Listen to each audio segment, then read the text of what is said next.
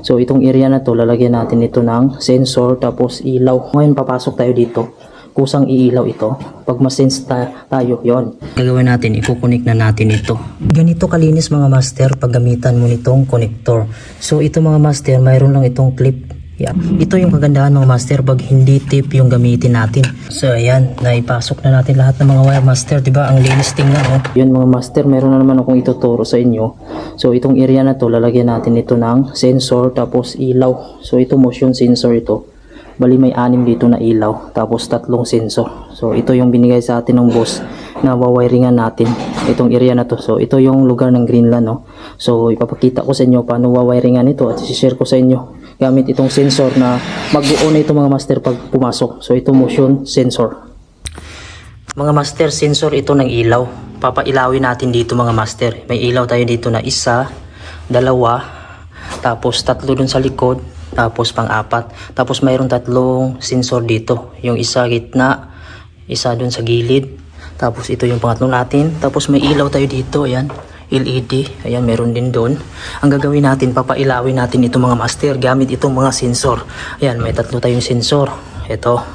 Tapos ito yung ilaw natin. Tapos ito yung mga wiring dito mga master. Ayan, naka-pipe lang siya. Tapos lahat ng wire mga master dito natin dinala. Ayan, mayroon tayong box dito. So dito na napang-abot yung sensor, tapos yung koneksyon ng ilaw, tapos supply. Ito mga master, 3-core ito mga master. Ito sa supply, ito main supply. Ito naman sa ilaw, ito 3-core ilaw. Tapos yung 3, dahil may 3 tayong sensor, ito 3 sensor, 2. So dito lahat. So i-connect natin mga master gamit itong, ayan, meron tayo ditong connector. Ayan, ipit-ipit lang kami dito at tusok. Hindi pwede dito yung splicing. Ayan, mayroong 2, may 3, may 5. So ngayon, wawiring na natin itong mga master at papakita ko sa inyo at papailawin natin itong ilaw na to gamit yung sensor. Yan yung sensor ay motion sensor. Pag mayroong pumasok dito, pag ma-detect niya yung papasok dito ay automatic iilaw. Tapos pag wala siyang tao dito mga master, automatic mamamatay ito. Depende sa settings mo kung ilang minuto. Ayan, babalatan natin mga master. Tingnan nyo kung paano ako gabilis magbalat dahil nga malambot lang ito. Malambot lang yung wire dito sa Greenland. Solid wire lang ito. Tingnan mo, ganun mo lang, oh. Isang pitik lang yung mga master, oh. Ang bilis ng balatan yan. Ang size pala ito ay 1.25 mm yung wire. So manipis lang siya, solid wire. Ayan. So ganyan lang siya magbalat, oh. Ayan. So ang bilis ng balatan ito. Hindi kaya sa THHN, sobrang sakit sa kamay. So yan, ito lang yung pangbalat natin. Ayan, nabalatan na natin mga master. Ang gagawin natin, i-connect na natin ito para ipakita ko sa inyo yung connection. Ganito kalinis mga master pag gamitan mo nitong connector.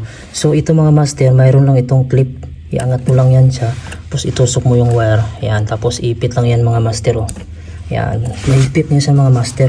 So ito, ganito na kalinis. O tingnan nyo, ang daming wire kanina pero naipasok natin lahat. Yung sa loob nyo nakahiga na, yun yung ground. Tapos ito neutral blue. Ito naman yung supply natin brown. Tapos ito naman mga master, itong 2 black, yan yung return sa sensor. At tatlo yung sensor natin. Yung black return sa sensor. Tapos ito naman yung return sa ilaw. So pag mag-close yung sensor, automatic masusuplayan itong ilaw natin kasi konektado ito lahat. Ito naman, spare natin na wire ito sa papunta ng ilaw kasi mayroong wire na hindi nagamit. Isang switch lang yung gamit natin, itong black. So, susubukan na natin mga master. So ayan, naipasok na natin lahat ng mga wire master, diba? Ang linis tingnan, no? Pag may tanggalin ka, madali lang siyang hugutin dahil may clip lang siya. So ito yung takip. So ganyan lang dito sa Greenland yung pag-wiring ng mga ilaw. So nandito tayo sa ceiling kasi tago na to dito. Mga master, may nakalimutan pa pala ako ditong koneksyon ng ilaw. So ito yung kagandahan mga master pag hindi tape yung gamitin natin.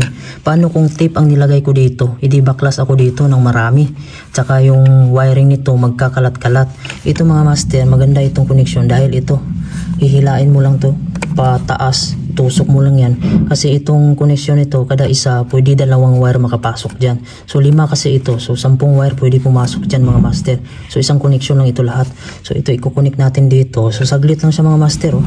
Ganyan mo lang, oh, ipit. Yan, connect na siya. So ito yung kagandahan pag connector ang gamitin mo, ganito na terminal or yung mga screw type. Linis tingnan ng wire, di ba? Magaan lang yung load natin. Ilaw lang yan, tag 10 watts, 18 watts. So hindi masusunog yan mga master. Hindi yan basta mag-loose kasi mahigpit yung mga connector na yan. So ayan, natakpan na natin mga master. So 27 piraso na wire pumasok dyan. Kasi kada wire niyan mayroong 5 core, mayroong 3 core. Kaya lahat-lahat 27 piraso na wire pumasok lahat dyan. Mga master, binunot ko pala yung ilaw sa loob para makita nyo na madilim siya. Pagpasok natin iilaw siya. Ngayon papasok tayo dito. Kusang iilaw ito. Pag masense tayo, yon. So dito siya. Siguro adjustan natin yan yung malapit sa pintuan. Kasi ito yung pintuan. So i-adjust lang natin yan. Ayan, nasend niya tayo mga master. Pag dito may gumagawa dito, ito ay motion sensor. Pag gumalaw ka nito mga master, gumagawa ka, automatic mag-on yan. Tapos pag mag-steady ka lang, wala kang ginagawa, mamamatay sa mga master dahil motion sensor siya. Iba siya sa presence sensor. Yung presence sensor, pag nandito ka, kahit hindi ka gumagawa, natutulog ka lang mga master, ay automatic mag-on yung sensor. Yan ang wiring natin yung master, no? Mission accomplished tayo. So yan yung ilaw natin. So 6 na ilaw ito, tapos mayroong 3 sensor. Ayan, sa susunod, ipapakita ko sa inyo ito kung paano wiringin. Doon sa bahay ko dadalhin yung device mga master. So yun lang mga master, no? Hanggang dito na lang yung aking video. Sana yung video ko ay nakatulong sa inyo, nakapagbigay ng informasyon. Huwag nyo naman po kalimutan i-subscribe yung ating YouTube channel.